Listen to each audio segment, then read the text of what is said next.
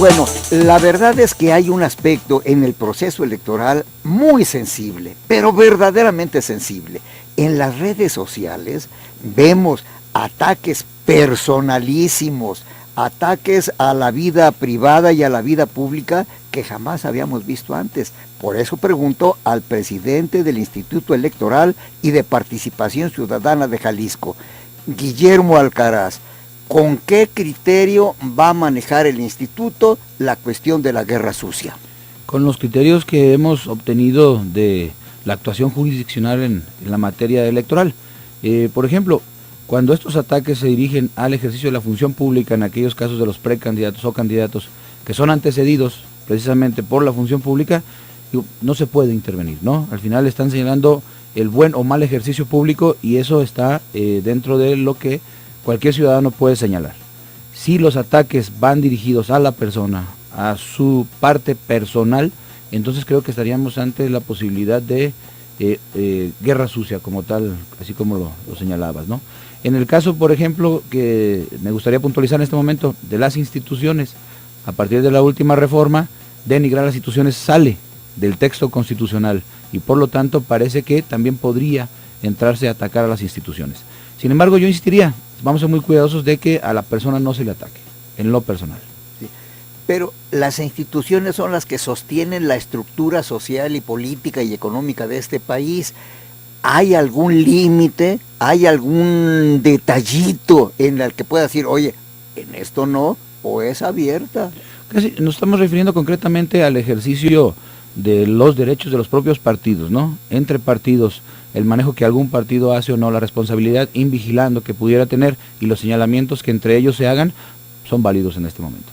Ahora bien, la cuestión de las mujeres, la equidad de género, Guillermo, ¿cómo va a incidir, cómo va a impactar en este proceso? Está incidiendo, hoy en día tenemos la necesidad de equilibrar la representación entre géneros, hombres y mujeres, tenemos la obligación de garantizar el ejercicio de los cargos públicos, no solo la participación para las mujeres. En ese sentido, vemos que, por ejemplo, Acción Nacional acaba de ser reconvenido en la propuesta que hace para el acceso a los cargos de elección por parte de uno de los géneros al interior de su partido. El tribunal le rechazó la propuesta que hace y le exige que vuelva a convocar para que vuelva a presentar candidaturas. ¿Cuál es la regla? Que además de ser 50 y 50, por ejemplo, en las diputaciones, no puede dejarse de manera exclusiva a uno de los dos géneros distritos perdedores o distritos ganadores. Entonces tiene que haber equilibrio hasta en esa parte, ¿no? Y por supuesto el parámetro será el proceso pasado. A partir de lo que fue el resultado en el proceso pasado de los distritos que se ganan y se pierden, tiene que haber un equilibrio entre hombres y mujeres postulándose por la posibilidad de obtener ese espacio en ese distrito ganador o perdedor. Sí, pero la mujer que no esté, consciente de que su protesta, su inconformidad proceda, ¿a qué otra instancia puede recurrir que no sea, por ejemplo, al instituto? Al Tribunal Electoral. De hecho, estas personas, esta ciudadana que resultó inconforme, acudió al propio tribunal a través de un juicio para la defensa de los derechos y el tribunal le concedió la razón, le pide al PAN que vuelva a convocar para que resuelva esa inequidad en términos de lo resuelto por el tribunal. Importante. Sí. Ahora, hay otra cuestión que es muy inquietante en la cuestión de los ciudadanos que están. En este momento, muchas bardas, muchos espectaculares, muchos espacios públicos, mucho espacio urbano está ocupado por una propaganda subliminal, si pudiéramos decir en alguna forma. No es abierta, que vente, mira que yo, simplemente aparece la foto, aparece una identificación de quién es y el partido, y nada más. Ahí, ¿cuál es el criterio del instituto? Si atendemos literalmente a la ley y tienes la leyenda que dice propaganda dirigida a los miembros del partido, sería adecuado. Quiero insistir en la parte de lo que han sido las resoluciones de los tribunales. Los tribunales no han resuelto sobre los procesos cerrados o abiertos, que tendrían que impactar a los candidatos únicos o a los candidatos o a los precandidatos en competencia, ¿no? Al final, los órganos que resuelven serían los mismos. Si se decide que es adentro, serían las asambleas o las instancias que decían los partidos. Si se resuelve que es abierto, podría ser ante la ciudadanía. No existe la distinción. Lo que sí ha entrado el tribunal a resolver es la participación de las candidaturas únicas, precisamente por lo que señalaba hace un momento. ¿Es válido cuando ya obtuvieron el espacio y tienen garantizado su candidatura? Bueno, la distinción que se ha venido haciendo es aquellos que no tienen garantizada la candidatura porque tienen que ser sujetos a un acto posterior, sí tienen la necesidad de salir a hacer pre-campaña. Pero también hay resoluciones que dicen que limitadas a los miembros de los órganos que tienen que resolverlo. Esa es la parte que forma, esos argumentos son los que forman parte del análisis que está haciendo el instituto, que tiene concluido y que está perfilando ya alguna queja para salir de oficio a evitar que eso que pudiera ser un acto irregular impacte en las campañas. Una cosa que estamos viendo diariamente, hay, insisto, espectaculares en donde solamente aparece el nombre y el cargo que tiene, pero hay muchas bardas, por ejemplo, ahí se contabiliza ese espacio como propaganda y se controla en los topes de campaña. Sí, claro, la contratación de eso también forma parte. Y me gustaría ahorita citar lo que acaba de resolver el Instituto Nacional Electoral a partir de una resolución del tribunal, en atención a una resolución, acaba de ordenar que la propaganda de uno de los partidos que dice sí cumple, sea retirada, de bardas, de cines, de televisión. Entonces, está considerándose que no solo se promovió a los éxitos de los miembros de ese partido, sino se promovió al partido en sí, y por lo tanto esa campaña o esa pre-campaña no debió estar ahí en los medios. Acaba de ordenarse. Para nosotros todo esto es orientador.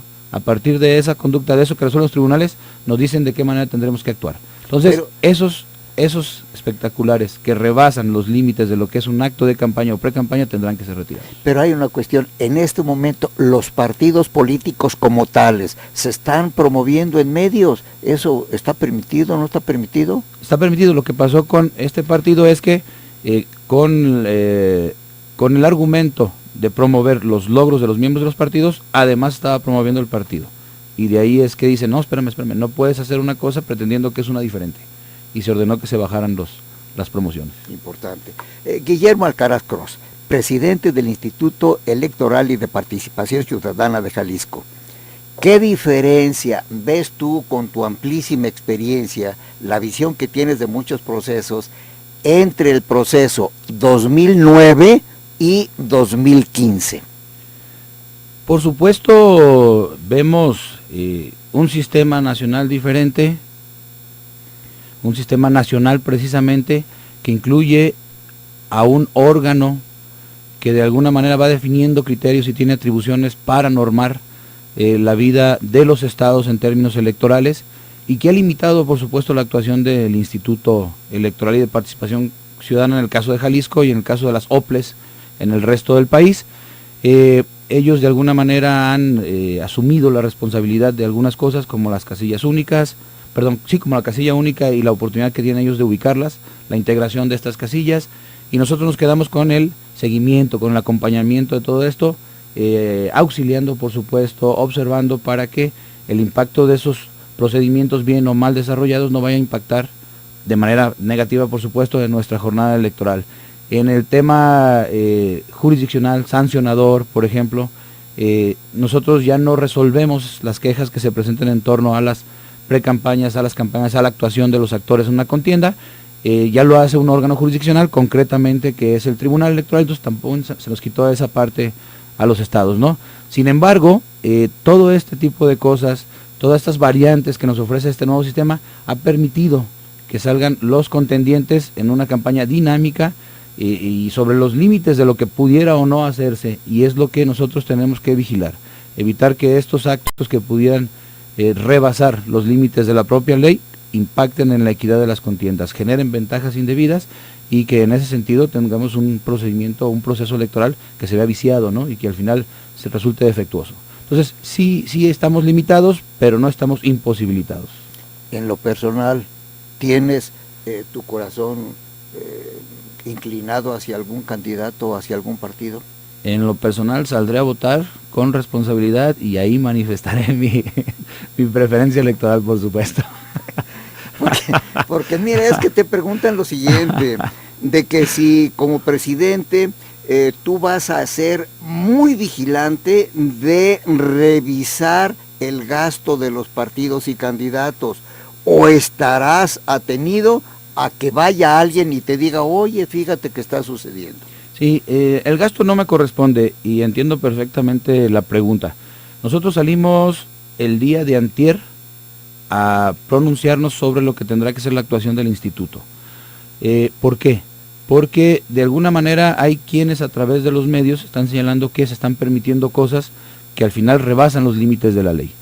Nosotros expresamos en esa oportunidad que nosotros no podemos ser ligeros a la hora de iniciar un procedimiento de oficio, porque al final en esa relación que el instituto tiene con los partidos, nosotros somos una autoridad, y como autoridad nosotros tenemos que vigilar la salvaguarda de las garantías, de los derechos fundamentales de los precandidatos. Entonces salir ligeramente a tratar de atender lo que en los medios se maneja como irregular, nos pondría en una situación de irresponsabilidad que no queremos tener. Me preguntaban que por qué algún partido ya había salido con su análisis a presentar quejas. Dije, porque bueno, pues ellos no tienen la obligación que tengo yo, ¿no? Ellos de alguna manera, entre pares, salen y se denuncian y se señalan. Al final, yo tengo que ser muy responsable y cuidar muchísimo los derechos fundamentales.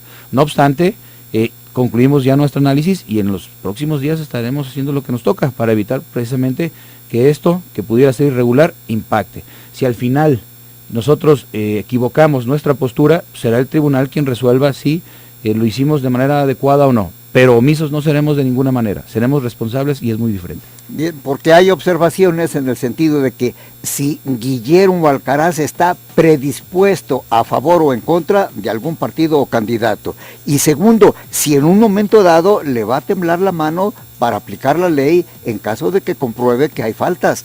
Vamos a esperar respuesta de esto después de una pausa.